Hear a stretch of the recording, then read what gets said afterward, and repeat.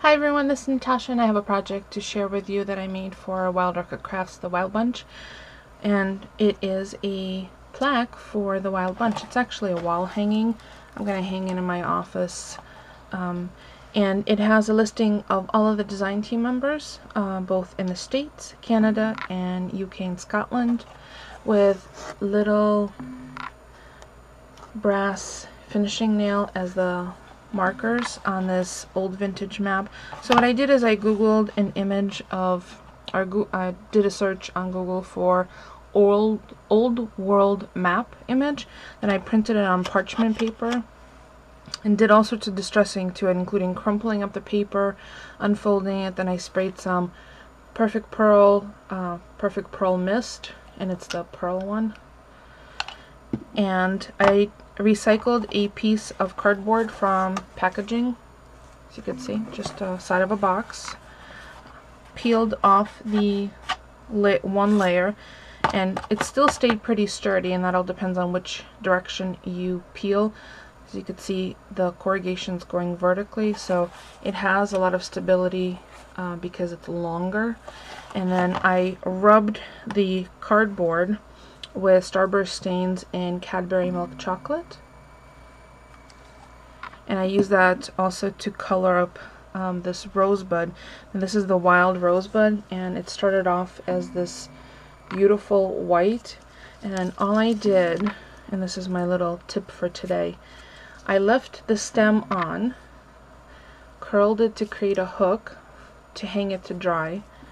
And although this bud was too large to fit inside the bottle, all I did is I shook up my bottle, opened the cap, and into the cap, which is obviously liquid proof, I turned it upside down, put it on my desk surface, and filled the cap, and then dunked the flower in. You don't need to leave it in for very long because mulberry paper will seep liquid. So I dipped it about halfway and took it out, and before I even had a chance to hang it up, the liquid and the color, all the Cadbury milk chocolate color, seeped all the way up, and then I just hung it to air dry. That's why I created the tiny little hook. So that's my little tip for today. And then this is what they came out to look like. So here's the before, and there's the after. It's a luscious color, and it's rich and deep. And you don't have to get a paintbrush messy, and I didn't have to waste using spray. Just dip and hang. So that's the wild rosebuds that I used. Then on that's sitting on top of these summer blooms in 2-inch. And again, I'll have all the codes in the description below for each of the Wild Orchid Crafts products. Then I added Dymo labeler each of the design team members' names with little pegs. I had originally intended on tying a little thread or something to their actual location on the map, but then I realized it would get really busy. I may still do that. It depends on if I can find just the optimum thickness. Sewing thread is too thin. I had thought of using divine twine. That's a little too thick, especially because we have some concentrations in location. So I'll see. I may just leave it as is. And then another thing that I used is I created 2 eyelet holes on either end. And I used those brass and black ones. I don't even remember where I got those eyelets, but it's this gorgeous raffia, and the color matched perfectly. I didn't have to do anything to it, and I love that kind of natural feel. So this is the August DT challenge of using organic things. So I have a couple of petals, the summer blooms tucked in over here. There's another one over here, and there's a couple under this rosebud. And then I have the Wild Bunch letters here. Now the sweetheart blooms started off like this. Also did the same little trick by creating a little hook to hang them to dry once I colored them up.